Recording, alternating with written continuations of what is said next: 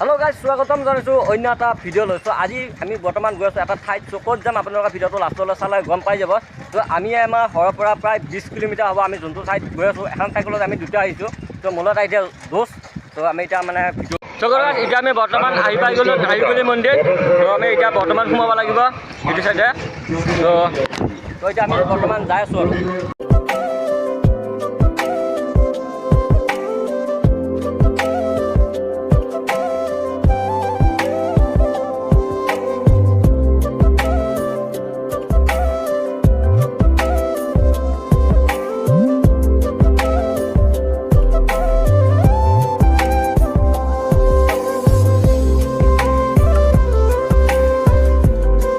सो इतना आम बर्तमान पाई गलो सिपाजार कलेज सो ये सिपाजार कलेज सो जिसके इते पढ़ा सो तेने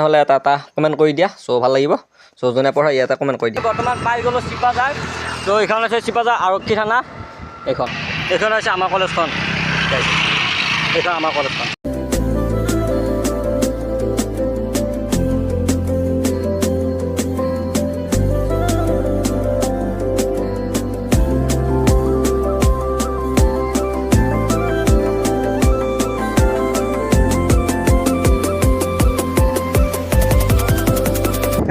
ইমান গৰম প্ৰায় আমি 12 কিলোমিটাৰ বহুত গৰমে ভাই ঠাণ্ডা কিন্তু আমাৰ সাইকেল লোৱাৰ কাৰণে আমাৰ গৰম লাগছে আৰু ইমান বাট সাইকেল মাৰিলো মোটামুটি 12-13 কিলোমিটাৰ হ'ব আৰু 8 কিলোমিটাৰ মান সাইকেল মাৰিব লাগিব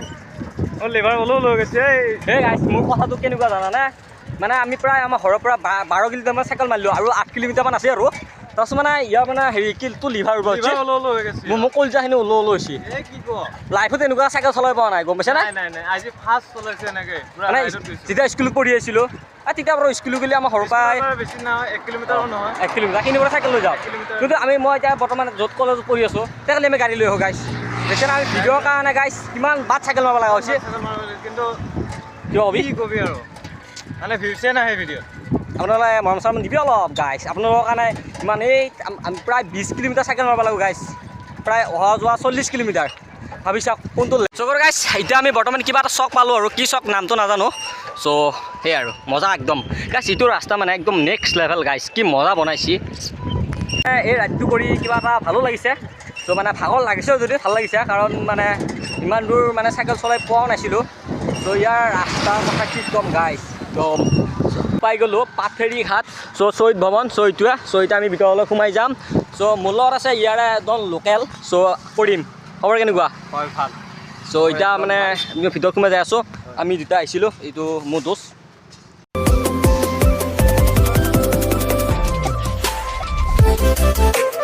মানে কৃষক বিদ্ৰোহ মানে যেতিয়া আপোনাৰ 1894 চনত চ' আমাৰ ইয়াৰে যোনবোৰ পাথৰুঘাটৰ মানে আমাৰ দৰং ডিষ্ট্ৰিক্টৰ যোনবোৰ কৃষক প্ৰায় 7 কুৰি কৃষক প্ৰায় 140 জন কৃষকৰ ইয়াতে মৃত্যু হৈছিল হিন্দু মুছলিম চ' ইয়াতে মৃত্যু হৈছিল আৰু আপোনালোকে এতিয়া মানে চিনেমেটিক শ্বট দেখুৱাই আছোঁ চ' আপোনালোকে চাই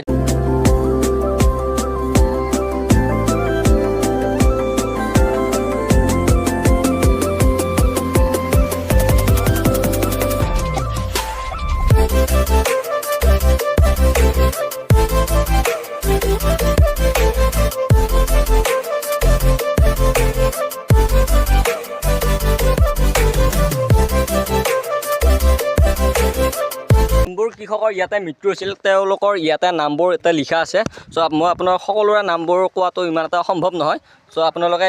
স্ক্ৰীনশ্বট মাৰি হ'লে চাওক আৰু ইয়াতে মই দেখুৱাই আছোঁ আপোনালোকৰ নামবোৰ